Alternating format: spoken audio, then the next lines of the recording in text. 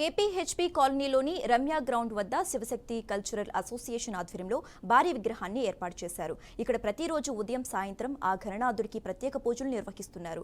కూచిపూడి నృత్యం, భరతనాట్యం, భువన విజయం నాటకం, మహిళలచే కోలాటం వంటి సాంస్కృతిక కార్యక్రమాలను రోజుకో కార్యక్రమం చొప్పున గొప్పగా నిర్వహించారు. అసోసియేషన్ ఆధ్వర్యంలో గత 35 ఏళ్లుగా గణపతిని పెట్టడం ఆనవాయితీగా వస్తోంది. నిమజ్జనం సందర్భంగా సుమారు 5,000 మందికి భక్తులకు అన్నదానం నిర్వహిస్తారు.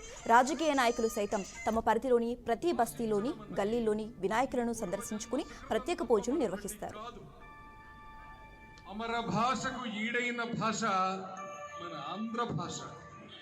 ఇటువంటి తెలుగు భాషని సంస్కృతంతో సరిజోడుగా నిలిపి ఉభయ భాషలలో పాండిత్యాన్ని ప్రకటిస్తూ ఎవరైతే మాలికను రచించి ఈ సభకు అందిస్తారో వారికి గండబెండియర సత్కారాన్ని అందించాలని మా మనసు విళ్ళూరుతున్నది.